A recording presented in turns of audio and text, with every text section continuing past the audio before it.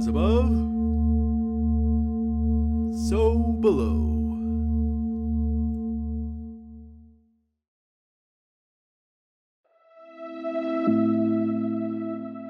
Welcome to Connecting with Your Coincidence, guys. This is Bernard Beitman, MD. I'm a psychiatrist. I study meaningful coincidences. If you want to join us, other people who are very interested in talking about meaningful coincidences, please consider coming to the Coincidence Cafe, which is a Zoom meeting that gathers together the third Saturday of every month at 11 a.m. Eastern Time for about an hour and a half. You can register, just a one-time registration, by going to thecoincidenceproject.net and going to the place where it says participate, and you can register there. I've written a book on meaningful coincidences, by which I mean both synchronicity and serendipity, as well as two others. And that's why I use the term. So it's going to be including both serendipity and synchronicity, as well as others. And today, I'll tell another coincidence story. This one, please do subscribe to this channel. It really helps us get this word out. We're expanding, and your subscriptions help get us more attention. So the idea of meaningful coincidences can get out into the general public more and more, because it's a useful idea, and we're trying to normalize it. They happen a lot. And some of you who are listening and watching me today and other times know they're pretty common. So this story is called Swinging from Vine to Vine. And it's one of my coincidence patterns, is swinging from one coincidence to another in what I call the coincidence jungle. Here in Charlottesville, Virginia, I have formed the Charlottesville Coincidence Community. There's 11 people involved, and they're all deeply into synchronicity, each in their own way. Our vision is to increase synchronicity awareness in the city of Charlottesville. We've met 3 times and are developing plans to get the idea out there in our local community, in our local psychosphere, or the mental atmosphere of Charlottesville. I didn't have much of an idea about what to do. I just was glad to get the group together. And this helped accelerate this idea that I had. And it's an illustration of imagining something just generally, is the way I tend to do things. Imagine it generally, and then just following vine to vine, and then something happens. So for some reason, a certain woman at dance smiled at me in a way that suggested she was open to dancing with me. I've been wanting to dance with her for quite a while. We had a great time dancing together 3 different times, and then she left town. And after she left town, on the stairs outside of dance, I started talking with a good friend of hers with whom she often came to dance. And I think because I was dancing with her friend, that made this person more friendly with me. And the next time, this friend came with a person called Paul, to whom she introduced me. Then I saw her with Paul at an outdoor party, a quarry party, where we could swim and do other kinds of, like, eating together and talking, and music played and dancing and stuff. It's really a nice thing. This happens south of town a couple of times in the summer each year. Now, Paul is an executive director of the local Tom Tom Festival, and one of the themes of the festival is recognizing that Charlottesville could be and is a conscious city. There's much meditation, yoga, body work, energy work going on here, and synchronicity fits right in. Paul and I had lunch together, and we agreed that I will give a talk about synchronicity as part of the Conscious City effort. And maybe there's going to be more, because the Tom Tom Festival includes a lot more stuff, and that'll take place in the spring. And that's just the sort of thing I was envisioning for getting our ideas out into the Charlottesville community. I was swinging from a dance partner to her friend to Paul, and got to a place that I had been wanting to be. It's funny how that stuff happens. Our guest today is an amazing woman, as you will see, Cynthia Cavalli. Cynthia Cavalli, sorry, is an executive leadership coach and organizational transformational consultant. Her formal education includes degrees in, get this, physics, business administration, and human systems. So she got a good science thing with physics. She's got doing the business thing, and then she's got this thing with people, human systems. That's doing the span of liberal arts, and in where I went to school, that's what we went across, and she has done it. She worked in the aerospace industry and engineering, project management, and strategy development. After extensive Jungian analysis, adding that now, she incorporates personality typology, dream symbolism, and synchronicity into her coaching practice. Dr. Cavalli is passionate about facilitating personal and organizational transformation through deep inner work. She also offers seminars and workshops on gleaning practical wisdom from the timeless principles of complexity science and mythology to help people navigate the challenges of major life changes. That's a lot, Cynthia. That is a lot. I mean, I read it, but then looking at it again, you have been all over the place and in a lot of different organized ways. But now while you've been across, you've gone down, down, down into the meaning, which gets you out, out, out. So you're doing what I think is so important, is going across and going up and down. And that's wonderful. So welcome to the show. Thanks for having me, Bernie. It's so great to be with you again. Thanks, Cynthia. Thank you very, very much. And now, as I foretold in my fortune telling capacity, I'm going to ask you, and please tell us a coincidence story.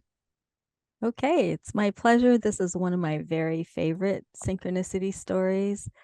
Hang on a second, let me pull up my notes so I tell it in the best form. A number of years ago, I had a man come to me through a series of synchronicities that he had experienced. He had mentioned to his boss that he was experiencing this string of unbelievable coincidences.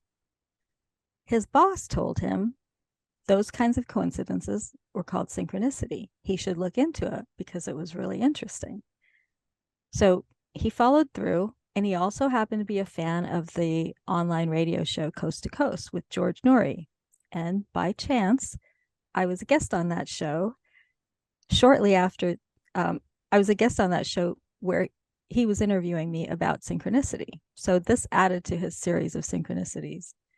He was so stunned by that coincidence that he reached out to me asking for help to understand what might be going on in his life with all these synchronicities going on. And I was happy to take him on. Now, for this kind of work, I like clients to enlist any guardians or guides they may have to support them as we go through the work. And usually people will come back with a totem animal, like a wolf or a hawk or bear. But this client was taking a bit longer to find out who his guardian might be. He didn't already have someone. After a few days, he told me he found his guide. And to my surprise, it was a stone, a beautiful fuchsite. I don't know if I'm saying that correctly. It looks like a piece of jade with specks of crimson. His particular piece of stone had a brilliant ruby center, a crimson center. And he felt that he had been led to this stone by synchronicity, and he called it Ruby. That was her name, and it was a she. And he went on YouTube, learned how to create a silver wire wrap to protect the stone, and then he carefully attached it to a leather thong that he wore around his neck. And in our meetings online through Zoom, he would show me the stone and say, "Oh, Ruby wants to say hi to you." Or he would tell me, "Ruby wanted to go to the mountains this past weekend. Ruby wanted to go to the bookstore and check out some books." So she was really alive for him and seemed to be actively guiding him through his days. This client was also interested in beefing up his reading. He'd gone to technical school, not arts and, liberal arts. So he wanted to read everything he could, and especially about esoteric wisdom. So he was reading everything he could about synchronicity, Jungian psychology, alchemical symbolism. And he had raced through all the books I had recommended. So he would find a book and he would run it by me. Now, I really wanted him to develop his own intuition about whether a book seemed right for him, but I was happy to provide a recommendation if I had read the book. One day he showed me a picture of a book that he was interested in exploring, and it was a book on Thoth that sounded familiar. So I said, let me ask my husband if he has it in his library. And sure enough, my husband did have it. But when he brought it out to me, my heart fell a little because it was a well-worn book with numerous sticky tabs neatly placed on the book's pages. And I would have remembered those tabs if I'd actually read that book. Nevertheless, something told me to open the front cover. And there on the first page was an inscription that read, "Property of Ruby Stoner."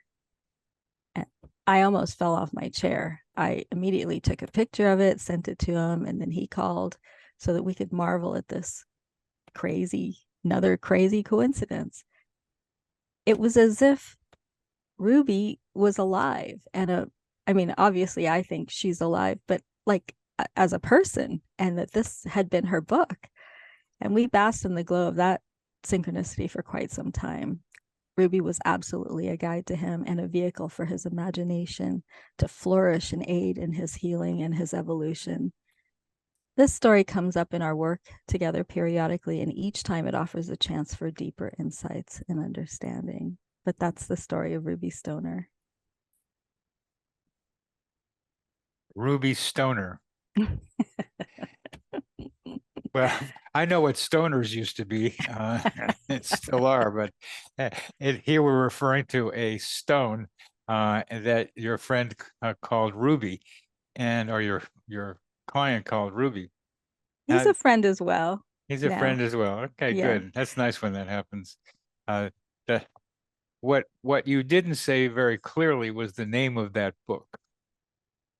I didn't, because usually when I'm telling the story, I have a picture of it that I display. But you're right. It was the Book of Thoth. Book of Thoth, and I call it the Book of Thoth. Who was Thoth? Well, he was in ancient Egypt and Egyptian mythology. He was the scribe. He was the sometimes I guess he could be a trickster. He was the one who captured people's transformation.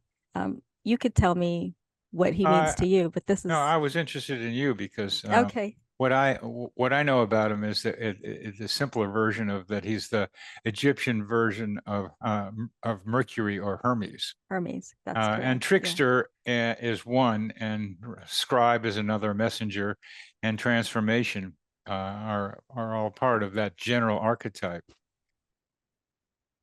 Well, why did my eyes light up and my ears started getting pointing when I read that? Because I'm very familiar with the Book of Thoth, as I call it. And so to hear you say you found a synchronicity through the Book of Thoth is like, as we used to say, far out and groovy for that to happen, because the Book of Thoth was transformative for me. The Book of Thoth is Aleister Crowley, who is best known as the wickedest man in the world, who was a very smart man and could write very well, and with some ambiguity in that book. There's a lot of stuff that's hard to figure out, and he's purposefully doing that. So you have to like read another book to see if maybe you can figure it out. But instead of getting that book and Crowley's description of it, I just got the tarot cards themselves, and I got them through a coincidence, which is too long to tell for now, but I got it in LA in 1965, and I got a Xerox copy, a black and white copy of the tarot cards themselves. So I didn't have any text. So I looked at each card. I was in the Berkeley Hills, being an intern in San Francisco then, and would study each card, and each card had a symbol, a pictorial symbol, like emperor or the fool, or the lovers, and each one had an astrological sign. The lovers had Gemini, and had a number from 0 really to 21, but it was 22, and each of those numbers was correlated with a letter from the Hebrew alphabet, which has 22 letters. Aleph, Base, Gimel, Dalet, Hey are first 4 letters of the Hebrew alphabet. So I would try to see how the astrological sign, the number, the Hebrew letter, and the image on the card fit together, because that was the idea of the card, is that they together represented a complex of ideas. And that's what I did. And as you very well know, Cynthia, that's a way of spurring one's imagination to be able to try to link stuff like that together. So what do you think of what I've just said, and how that relates to your Ruby Stoner? I gotta stop laughing about that one. Ruby Stoner and the guide, and this guide through Ruby Stoner is what I will call a higher self of this person, and he's in communication, and probably call that the knowledge and interaction with a holy guardian angel, is what he called it, the HGA, and that's what he was doing, and that's what you were encouraging him to do. So with all that as a beginning, just tell me what comes to your mind. It doesn't have to be a direct answer to this. Well, so first of all, I love that the synchronicity story I had chosen to share has a synchronicity for you as well. That was crazy and fun. And it's been a long, long time since I read Aleister Crowley's work. And since I'd read that book, I'd say maybe 15, 20 years ago. So I don't remember quite everything that was going on. But this idea of imagination and the feeling that you bring to, if you try to overthink it, how things fit together, the head doesn't do such a good job of sensing how things go. And since synchronicity really needs your imagination and your feeling function to grasp what's going on, what the deeper meaning is that's going on. So when you release your kind of cognitive rational mind and let your imagination play with an idea and see how it feels, and then when it feels one way, you go, oh, that feeling reminds me kind of this feeling over here. It works like that in dreams too. If you're trying to figure out what a dream means, if you pay attention to the way it feels in the dream rather than the actual thing that happened in the dream, now you're on to what the dream is really trying to get at. That's what I found anyway. You get to a different kind of meaning rather than a kind of a logical, rational meaning. The unconscious tends to be largely non-rational anyway. A lot of things that happen to us that we experience have a large non-rational component, and then this is the way to get to that. And so synchronicity connects by meaning, or that you don't get to by thinking about it, but feeling it. How does it relate? So when you unleash your imagination and let it play, and you don't know where it's going to take you, I think that is a really huge component to how to work with synchronicity, how to understand what its appearance in your life might mean. Yeah, pay attention to the emotional hit you get with an image or a set or a sequence of things, dreams, and just even psychotherapy. One of the best ways to help people sometimes is to say, what are you feeling? And they say something, and then where do you feel it in your body? And that's very analogous to what you were just talking about. Well, please let your imagination go with this question, that here you are telling me a really nice synchronicity story and being very synchronicity. It was very synchronicity oriented anyway, because there was the whole synchronicity stream that you and this guy were working with. And then you got Ruby Stoner in the Book of Thoth. And then you got me knowing the Book of Thoth better than a lot of people probably do, and being initiated through it without having the textbook, but just the cards. Now, as you look at this as a possible dreamlike event or sequence with you and with me being part of it, what does your imagination go to? What is the feeling?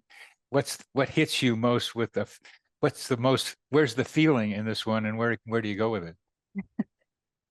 Well, a number of things come to mind. One is I'm so appreciative of the fact that you're bringing attention to synchronicity as a way of enriching our lives. Because if we think that our lives here on earth are just this long procession of you achieve this, you achieve that, and then you get to a certain place, and then you have a family, and then you raise them up, and um, it just doesn't seem quite as interesting as if you think of your life as well, this synchronicity happened, and then that changed my life in this way. And then I decided, oh, I'm not going to do that anymore. I'm going to go in this direction. And then this other synchronicity took me in this other direction. And there's another way of looking at life, and that is through how synchronicity led you through twists and turns and different crazy events or stories or adventures. That's a much more fun way to talk about how we live our lives, but it's also deeply meaningful. Everybody has an experience of family. It could be good or bad. Everybody has an experience of tragedy or success, and synchronicity helps pull that together in a way. What I found is that it seems to follow your fate. And I'm not saying anything new that nobody else has discovered, but I find that it offers a counterpoint or an antidote to the kind of rationalistic, reductive approach to life that our scientific paradigm has kind of imbued over the last century, I would say. So this offers an imaginative way to live life. You don't have to give up science, but it helps if you understand. You bring in your other tools, right? You bring in your imagination, you bring in your creativity. Now, scientists use their imagination all the time, but a lot of scientific discoveries have been made through synchronicity. So that's fascinating too. It's part of our lives, and the more we learn about it and the more we learn how to incorporate it into our daily experience, learn how to look for it, learn how to feel our way into our lived experiences, the richer our lives become. I don't know if I answered your question, but You didn't answer my question.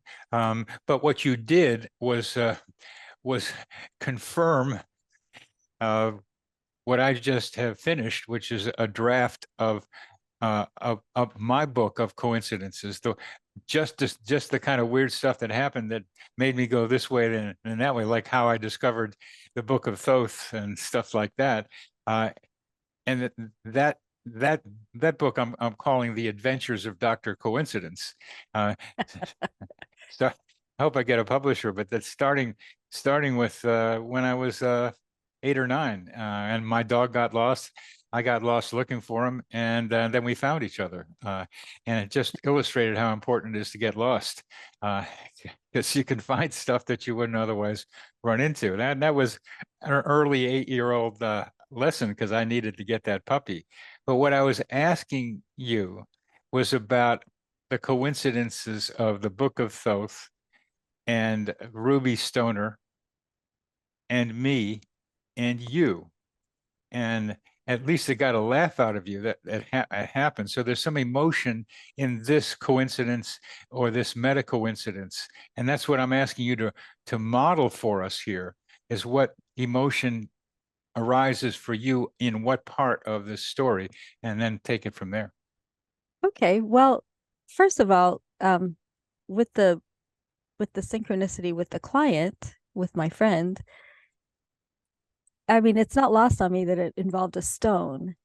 And part of our conversations as part of his self-education on the esoteric arts, alchemy, including alchemy, is the Philosopher's Stone, and the meaning behind that as the culmination of a whole individual.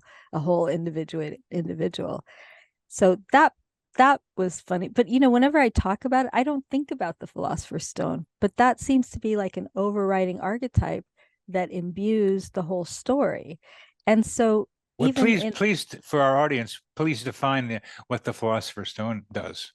well, so the philosopher, I feel woefully inadequate to Well, explain it, you'll be better than not trying to do it. And I know a little bit too, so I can help it. okay, so in alchemy, the Philosopher's Stone is the culmination of all the efforts of the alchemists, what they were trying to achieve in their laboratories.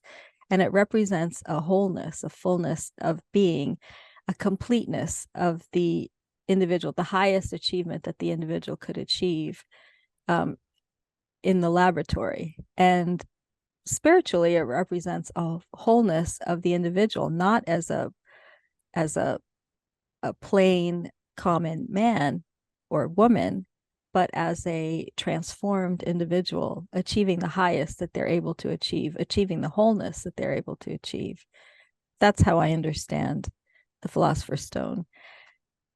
And my sense is not as clear as what you just described. It's to me, it was like you could rub the stone metaphorically, and that accelerated the transformation to get to the place that you just described of wholeness of the self in capital letters that Jung liked to call it, that you become the best you can be.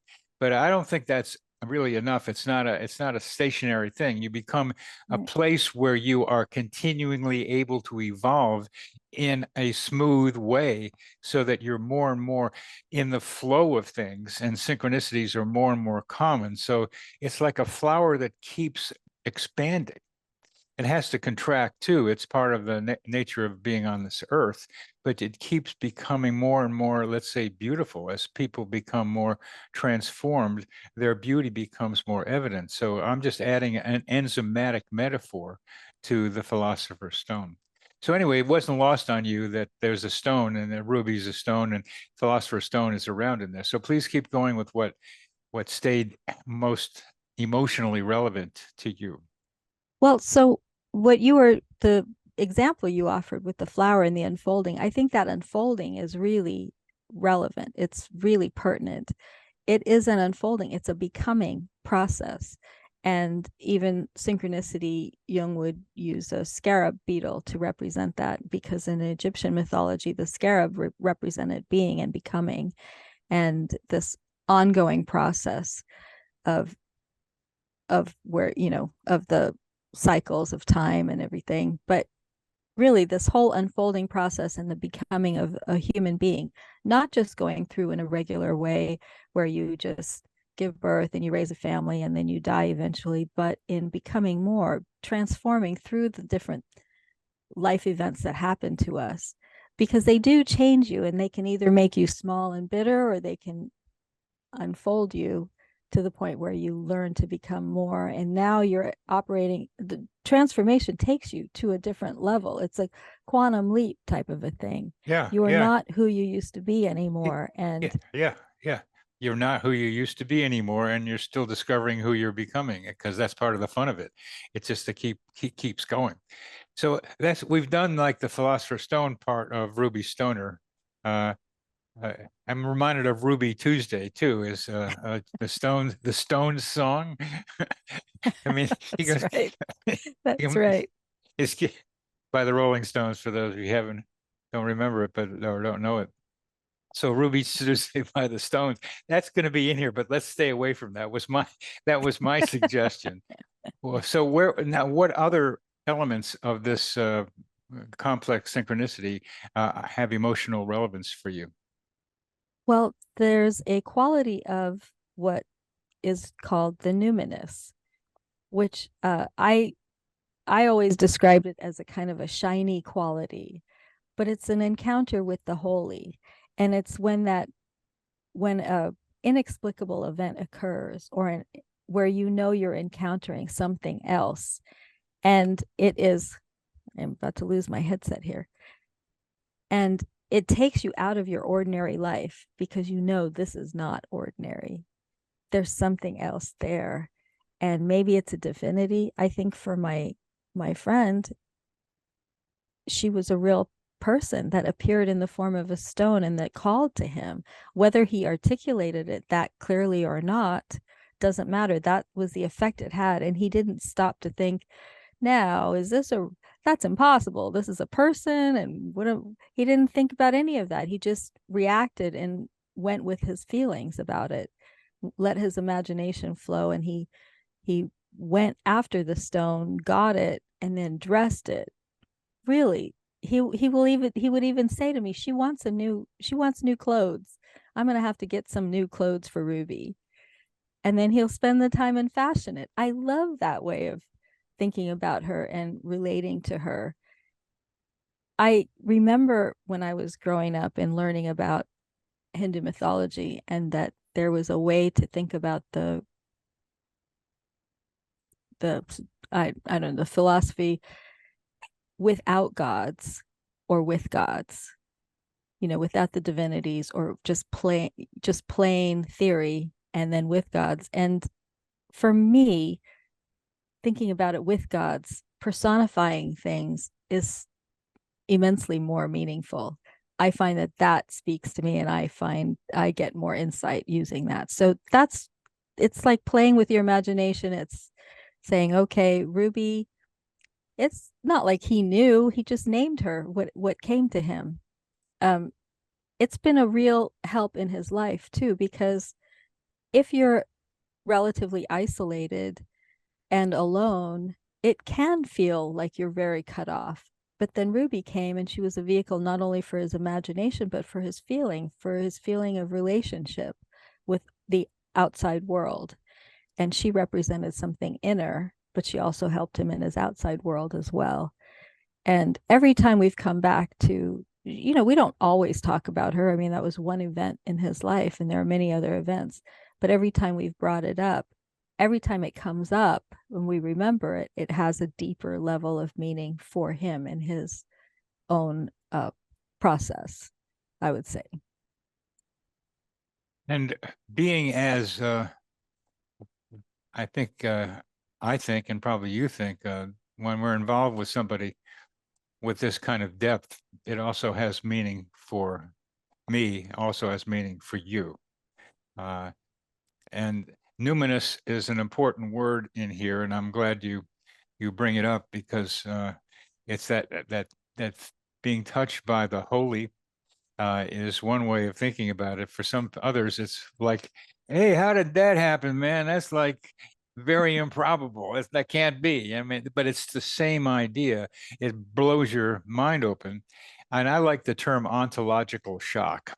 Ontology refers to your philosophy of the way the world works, or your worldview. And when you get some of these numinous synchronicities, it went really, I mean, the way I'm thinking about things is not the way it is, because this thing tells me there's something else. So what is with you, with this friend of yours, and Ruby, who you are also in a relationship with, from what I can tell, it's kind of like you kind of know her, maybe through him, but she almost seems real to you as I listen to you. So there's the two of them, but then there's you. And how was all this oh, I'm just doing my hands like this, all this involved intertwining of synchronicities, how is that affecting you with Ruby and with him? Yeah, well, Ruby feels like a partner, right? We partner together, and we partner on his behalf, and we have a dialogue around it. She now, I can maybe recognize her too. It's a synchronicity that, as you described, it involved my husband, and it involved you now too. There are all these, and that's the way, kind of, when you start to pull at the threads of synchronicity, it starts to bring the whole world in before you know it. And that numinous quality, there are dark synchronicities also, I should mention, but this one was very positive and had a very positive outcome, and it served to lift us out of the mundane, out of the regular humdrum of life, and remind us there's something more. And it's it's really important and meaningful, and it shapes our lives. The numinous experience is like, well, I mean, Jung and Pauli talked about archetypes being at the core of synchronistic phenomena, and the numinous experience comes when there is an activated archetype. And so in this case, I don't know how you would consider it, but I would think of the stone as the activated archetype. It could be representative of the self. And, not to get too technical, but in Jung's concept of individuation, there are 4 main archetypes that appear, and that they can be seen coming through synchronicity. The idea is that when you're on your path, we all come here for a purpose. You have a purpose that's yours, and I have one that's mine, and my client has one that's his. And when we stray a little bit from that, or we get a little lost, or start to feel a little isolated, synchronicities can come and help us get back on that path, or they can help us remember who we really are, or who we were meant to be, because it's easy to forget. I've even forgotten in the course of the conversation, when you ask me a question, what your question was. I'll go off, and that happens in life all the time. We might get off track, and then a synchronicity can come and remind us, and it can be a helpful synchronicity, or it can be a hurtful synchronicity. Say, hey, get back on track there. This is not who you came to be. That's and this is where you need to be thinking about going. There is an element of what I call expectation videos, where the synchronicity triggers a possible future that's different from the one you seem to be rolling down on. And this idea that you're kind of near Hollywood. I mean, you're not Orange County, but it's still like not too adjacent. far. It's adjacent. And we've gotten much more visual in the last, I'd say, 20 years as human beings, because of all the videos that show up like this one on YouTube, and other videos of movies and Netflix, all kinds of movies out there. So they are implicitly training our minds to think in visual terms, and particularly in visual terms of movies or expectation videos or of videos. So we are continuously, with our large frontal lobes, thinking about the future, and the frontal lobes are about the future, generally speaking. And then I'm beginning to see videos coming out of people's heads, like on their third eye, and they are planning, so usually subconsciously, what the next movie is going to be, how they're going to act in it, how they want the other people to act in it, what kind of script they're looking for having happen. But then there's the problem that there are other people in there too, and they're going to have their own movies going too, but you can still try to do yours. And the synchronicities get you off of the wrong path, and get you triggered into thinking about a better way for you towards your life purpose. And I'm still trying to get you to tell me what this thing with this client of yours and your husband and now me, and what it means for your own individuation.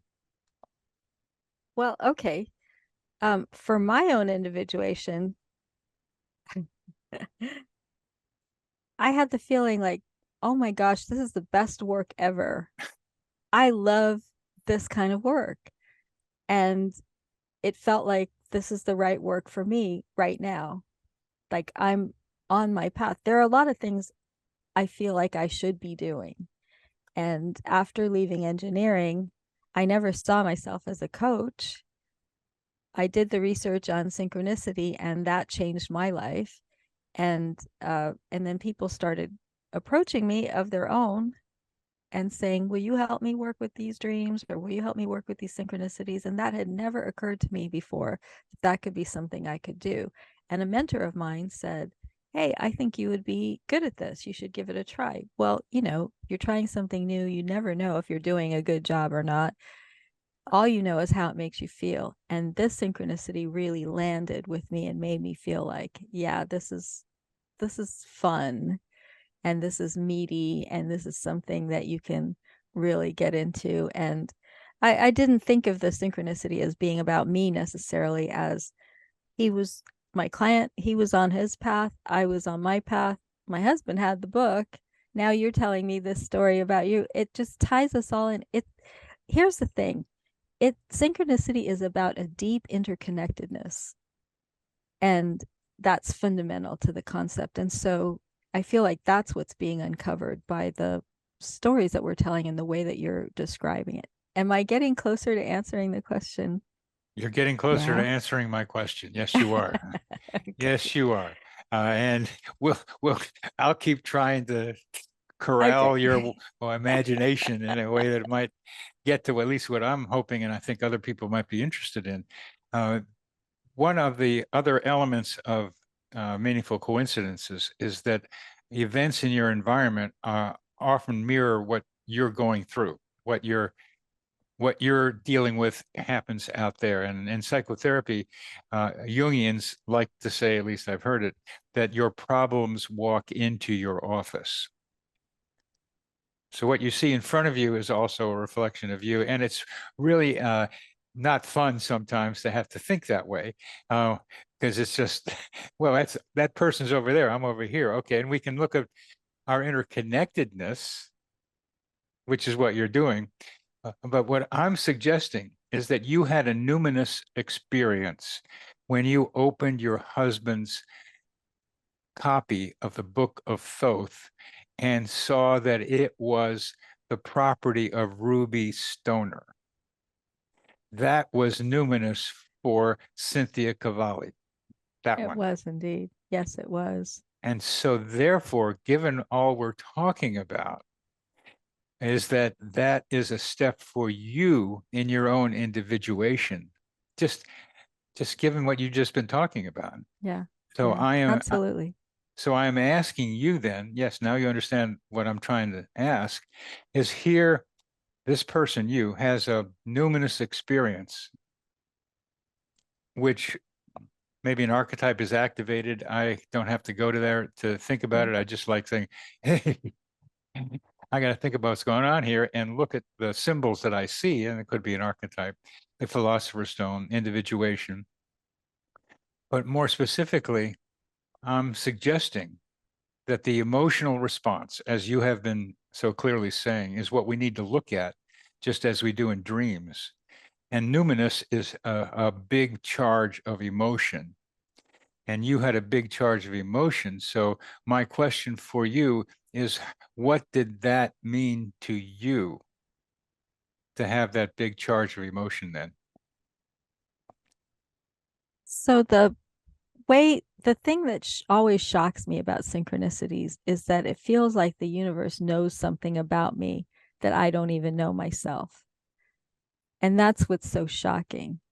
And so when it came out, I mean, I talk about archetypal figures and figures in the imagination and dream figures and guides and guardians, and we talk about them and say that they're real. But when that individual manifested, like, here on this page, it's like, should we call her? Is she still around? Is this what is happening? That was a shock to me and my experience. And it reiterated the reality of the inner figures. They are real. And that you can relate to them like real people, just the way I relate to people externally. Now, you don't want to be labeled crazy necessarily. You want to be credible. So you recognize what's inner and what's outer. But it really drove home for me the reality of the inner psyche, that it is not separate from the outer reality, that they are really deeply connected. It brought it home again. And I don't remember what was going on in my life at that time, but that might have been a reminder I needed, that the inner reality and the outer reality are deeply connected. And they're not, one is not imaginary and one is real. They're both real. Good, good, thank you. For me, being involved with what we'll call your synchronicity, but I'm part of it now.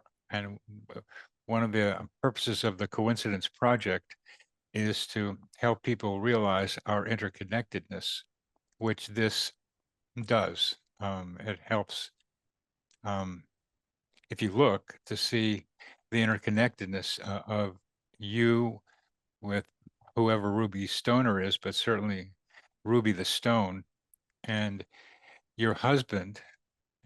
What's he doing with the Book of Thoth anyway, with a lot of like marks in it? I mean, he's not too many people are reading that book that thoroughly, unless they're members of the OTO and the Ordo Templar Orientalis, Crowley's organization, which is really has grown a lot over the years now. It's Has in it? yeah, it's a lot of people who are in various OTOs. I met a guy from Pittsburgh who's big into the OTO and Aleister Crowley. I was really surprised to know that, but it's out there, and with all the criticism that comes with some of that, but it's out there. So here's your Cynthia Cavalli's husband is thoroughly reading at one time. I believe he got it used. So All right, so it's somebody else had read it somebody with. thoroughly. So what's your husband? We don't know, so we won't speculate about it. For some reason, your husband got it. Yeah. And there it was in a timely purpose, maybe just to give it to you, to show it to you that Ruby Stoner was in there. I mean, we could say that, but there's something more. But let's talk about my part in this. That the Book of Thoth, the tarot cards in particular, were a vital part of my education in mysticism, beginning with astrology and tarot cards, but also Kabbalah, because the Kabbalah is probably the foundation of the tarot cards. We don't know for sure. Nobody knows where these cards came. Were they playing cards? Were they ways of hiding ancient wisdom so that the authorities couldn't attack? Was it the Library of Alexandria? Is that they were condensing in these cards? There's all kinds of speculation about how they happened, but they are based on the Eitz Chaim, the tree of life of the Kabbalah, which has 10 Sephiroth, 10 circles, and 22 connections. And the 22 connections represent the major arcana of the tarot cards, probably, and also some of the traditional tarot cards, like the Weight deck had for them. These 22 major arcana ones that contain the archetypes that are very close to some of them, anyway, of what Jung was talking about. And there's some archetypes that are more popular for a person than others, and I'm the Hanged Man. It's number 12, and its letter is Mem, and astrological and the element there. So there are 4 elements in some of the cards. Is water, and I'm a Pisces, and it just, and I try to connect 2 worlds, which is what the Hangman is, between head in one world and body in another. And it just suited me somehow, as well as some of the smaller cards. The Princess of Cups, really, I identify with Princess of Cups because she's spinning around, just enjoying dance, and the crystals are forming on the hem of her dress. And I like to dance. So there's this is all a big dance that we're in, and ideas keep showing up, and then I got to write them down. That's part of the work of it. So those are some of the ways that the Book of Thoth, the tarot cards particularly, have influenced me and had me think about more than what we're taught. As you well know, it's not enough to have science, but probably was trying to be scientific, and I am too. You can't just be mystical, can't just be scientific. You got to bring the 2 together, which is what I'm trying to do in the book that I've just had published, the structure, the meaningful coincidences, how and why synchronicity and serendipity happen. So that's a long thing about me and the Book of Thoth. But then for you to pop me with Ruby Stoner, which is still funny to me, that just the name inside of it has an emotional response, gives an emotional response in me, and makes me do what I was suggesting you might do, or other people might do, is examine that emotion for the potential meaning. And one of them you've said is, for both of us, that there's an interconnectedness And what you've done here today, without just being yourself, is you've confirmed the value of the work I'm doing in this book, like The Adventures of Dr. Coincidence, where I do my own stories, and how it's so good to see your own stories. And I'm trying to encourage people to do something similar. But it also shows what the purpose of the Coincidence Project is, which is to show our interconnectedness with people. And that's like a big one right there. This net that, as you keep saying, keeps getting expanded. The more you dig into synchronicities. Well, it's exciting to be to discover that interconnectedness with each other. And every time it happens, there is a little bit of a numinous hit. I will admit that. I too, in my own way, am trying to put more emphasis on synchronicity out there. It's not something that I can bring up in my regular coaching all the time, but people tell me stories all the time. And this is executive coaching. This is for corporations that hire me, not as a synchronicity coach, but as an executive leadership coach. So the emphasis there is on developing leadership skills. But the number of stories people tell me of the synchronicities and the coincidences that have led them to the life they now have. Everybody has a sense that life does work this way. And I really appreciate that that's your mission, to make sure that it becomes much more commonplace to talk about it, that people have a regular understanding. And I'm also will be giving a workshop with Gary Bobroff, who's been on your show before, in the spring, on synchronicity and the divine feminine, which is another aspect of the numinous. And then we're doing a talk in Orange County here with the Orange County Jung Association on synchronicity and the divine as well. And there we're focusing on this numinous aspect, but also the way in which synchronicity can imbue our lives with meaning, deep meaning, and help us on our path so that we achieve meaningful, fulfilling lives and wholeness along the way. The numinous aspect is healing. That's what's so surprising about it. And when the research that I did, when people experienced life-changing synchronicity, what was stunning was how healing it was. They had all these traumas, and they came away, and the traumas were not traumatic anymore. They were just deeply, deeply meaningful experiences that were part of their story of who they were and how they became who they are, And so that's one way to work with it. And it's very meaningful. And I really, really enjoy working with it with other people too, and with myself. Yeah. The divine feminine is emerging fairly strongly. I saw Barbie, the movie, yesterday. I haven't seen it yet. I saw it with a woman who invited me to go, a friend of mine, and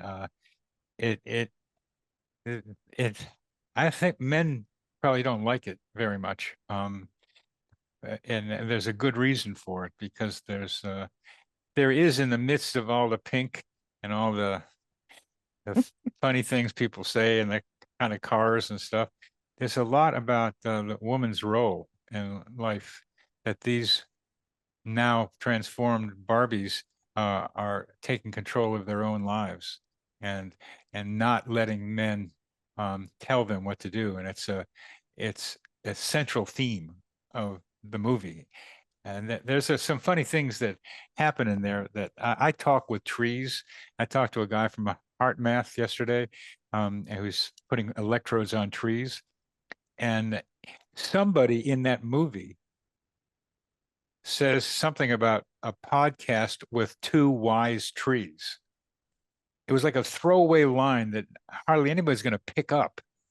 But I go like that, because part of what I have in my book that I want to get published is a section on my communication with trees.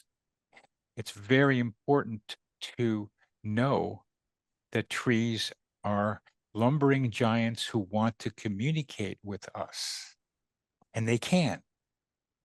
And I love that you're saying this, because I too have this relationship with trees, and I've had dreams where trees came and told me things or taught me things.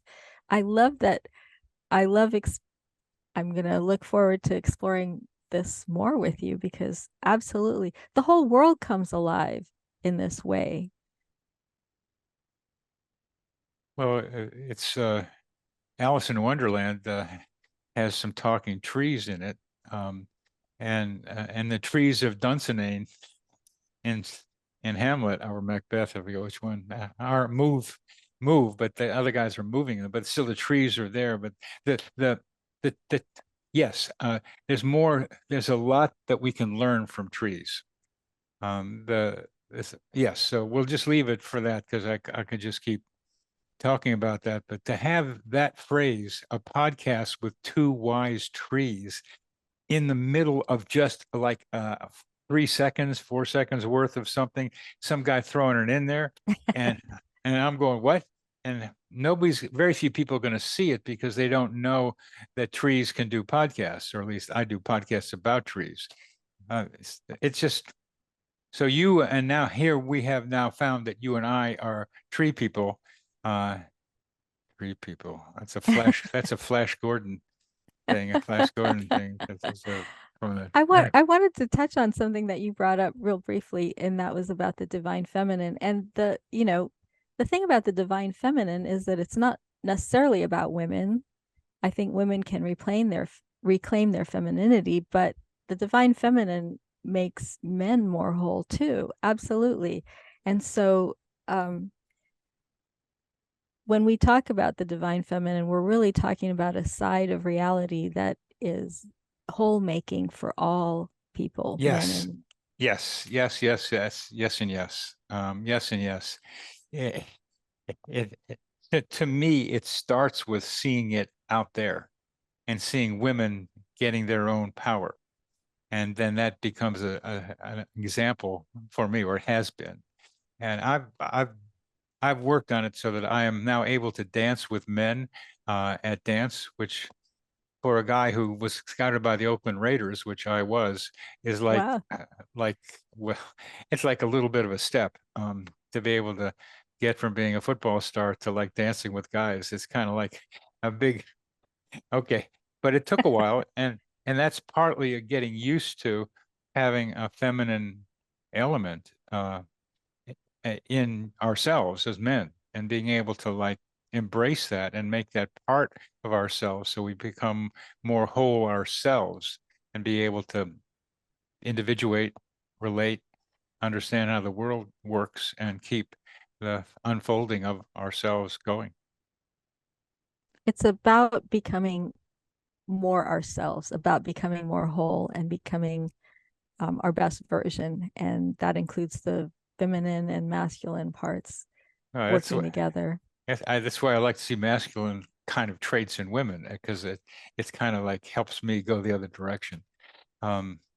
So we've come to the end of our time together, Cynthia. Is there anything you would like to have our audience know as we say goodbye? Well, so I think this audience is probably pretty familiar with coincidences in their own lives and synchronicities. And if there's anybody listening who hasn't explored it yet, I really encourage you to pay attention and use all of your senses, not just your head.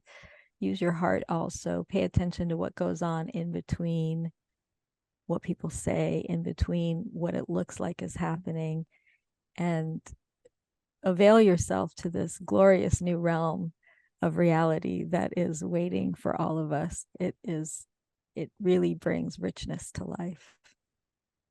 Thank you, Cynthia. Thanks, Bernie. This psychosphere is our mental atmosphere, like a hologram of cosmic consciousness.